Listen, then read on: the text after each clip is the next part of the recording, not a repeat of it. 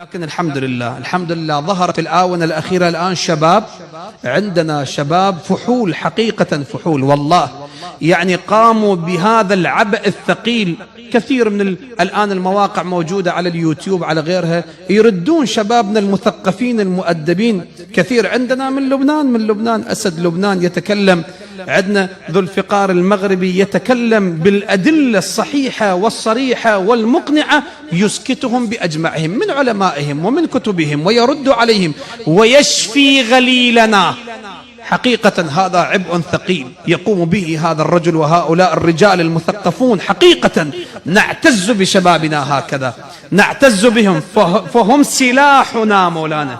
زين، نحن نتكلم. ما قلنا الشاعر يجب الحسيني نعم، اللي هو حاط نفسه اختصاص، يجب أن تكون عنده خلفية ثقافية حسينية. أنت ضربت مثل دقيق جدا، قلت يجب أن يكون كمثل خطيب المنبر. نعم، الشاعر، لأنه إذا ما يعتمد على مصدر راح ينسأل، تعال أنت منين جبت هذا الكلام؟ على ذكر المصدر أنت منين استنتجت؟ نعم، على ذكر المصدر، يعني أتمنى أنه نتابع ذو الفقار المغربي. هذا الإنسان الراقي يعتمد على المصادر حين يحاجج الآخر، يعتمد على المصادر الموثوقة. فعنده مصدر، من تقول له مثلا نفترض نسحب هذا الشيء للشاعر، تقول له هذا وين مصدرها؟ إذا قال له أنا عندي رواية ما أعرف، بس شوف ذي الفقار المغربي من يحاجج في قضية أهل البيت يعطيك مصادر. أنا جيت لك على المصدر لأن يعتمد على المصادر. اللهم صل على صيام احنا فرحانين به، لأنه اليوم اللي خلص الله موسى وبني إسرائيل من الغرق. قال صديق ما أدري، كان سنة الجاية إذا الله انطاني عمر أصوم 9 و10. قالهم ليش عمي تصوم 10 و9؟ قال لي أنا أولى بموسى منكم، موسى أخوي. هاي الرواية منين ما تجي لها ما تنقبل. زين، أرد أسألكم، أهل صحار أدرى بصحار لو أنا اللي جايكم من المحمرة؟ أنتوا أهل مكة أدرى بشعابها. اسمع، عندنا شباب ما يسكتون، دوروا على هالخبر، سألوا الحاخامات اليهودية، راسلوهم على مواقعهم، عمي صدق أنتوا الله خلصكم من الغرق يوم 10؟ قالوا حياة الله وموسى، من يوم طقت عصا موسى البحر إلى يومنا هذا ما دارت السنة على يوم 10. ملتفت شلون؟ هم يقولون. اكو فرد ولد متشيع مغربي اسمه، عنده موقع على اليوتيوب، لا بأس تتابعونه، حلوة أخباره، ذو الفقار المغربي. يقول: ما رأيك يا شيخنا في ذو الفقار المغربي؟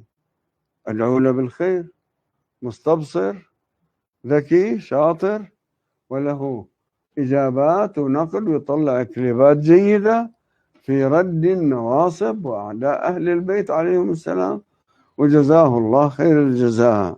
هذا الأخ المستبصر ذو الفقار المغربي، وما يخلي أحد يتصل به، وما معروفة شخصيته، قالوا لأنه ظروفه محيطة، يمكن يكون مثلا في الرباط في موقع حكومي مهم، وما يقول عن نفسه، ولكن كليباته مفيدة، الله يحفظها. هذه الصفحة لأحد الأخوة اسمه ذو الفقار المغربي. هذا الأخ لديه محاضرات ولديه مناظرات ولديه بحوث عميقة موجودة للرد على المنحرفين، ويعني يخرج هذه البحوث بطريقة مبتكرة للفت الانتباه، وحازت صفحته على متابعة الكثير. شوف هني مكتوب فوق 49,000.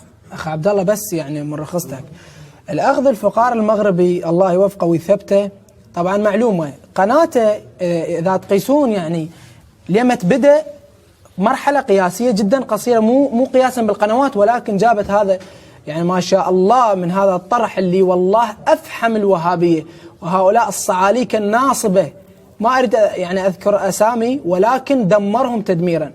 فبارك الله به وجزاه الله ألف خير، حقيقة يعني مدافع حقا عن أهل البيت عليهم السلام. نسأل الله تعالى أن يثبته على هذا المنهج. مهما تعرضوا إلى نقد ومهما تعرضوا إلى مضايقات وحروب، ولكن أصبحوا صامدين، بالرغم من أن هذه الصفحات تدار بمجهود شخصي. نعم. أما الأعداء فصفحاتهم تدار من قبل أحزاب ودول ومنظمات وتجار يدفع لهم الآلاف.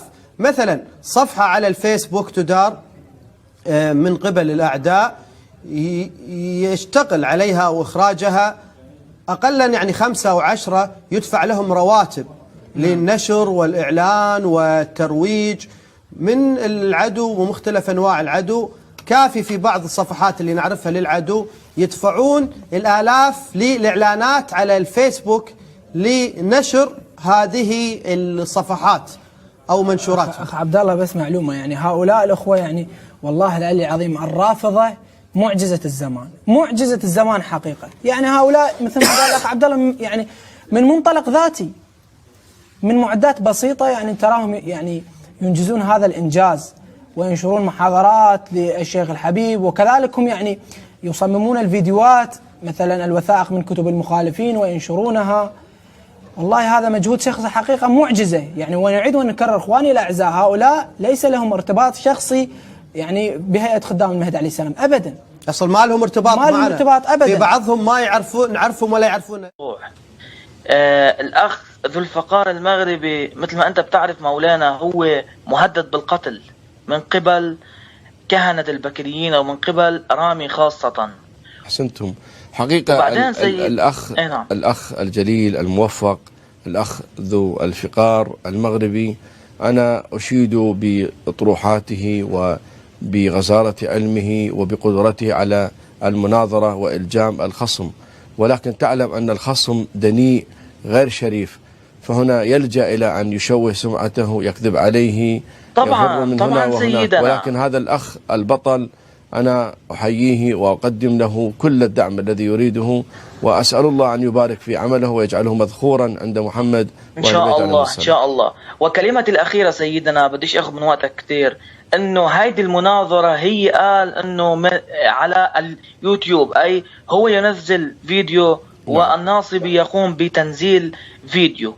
أنتم حقكم أيها الإخوة البكريين أن تشكوا في كلام الأخ ذو الفقار، انه انتم عم بتقولوا انه هو بده ينزل فيديو ورامي فيديو، فممكن يصير في نوع من المنتجه. لا كما حصل مع وليد اسماعيل، هو ايضا ناظر وليد اسماعيل واخرس لسانه عن فيديو على فيديو. تمك سيدنا. يسلم تمك سيدنا. تستطيعون ان تسمعوا دلائل الأخ ذو الفقار المغربي، الله يحفظه ويحفظكم سيدنا، الله يحفظكم إن شاء الله. وأن تقوموا بالرجوع إلى كتبكم، فإذا كان مدلسا وهو ليس كذلك فتستطيعون الرد عليه. أخي أستاذ علي الله يحفظكم إن شاء الله. حقيقة يعني لا تعطي ولا تقيم وزنا لهذا صبي العوالم، يعني رامي لا قيمة له، لا يفقه شيئا، والوقت ضاق، يقول للإخراج أنه انتهى الوقت. فإن شاء الله تعالى هؤلاء لا قيمة لهم، هم مشايخهم فروا ولم يناظروا سماحة الشيخ الحبيب، وهؤلاء لا قيمة لمن يناظرهم. حتى لو ناظرهم غدا وأخرس لسانهم يقولون نحن لسنا علماء، نحن إنما نفعل ذلك لنرد الشبهات. هذا والحمد لله رب العالمين، وصلى الله على سيدنا محمد وعلى أهل بيته الطيبين الطاهرين، واللعنة الدائمة على أعدائهم أجمعين.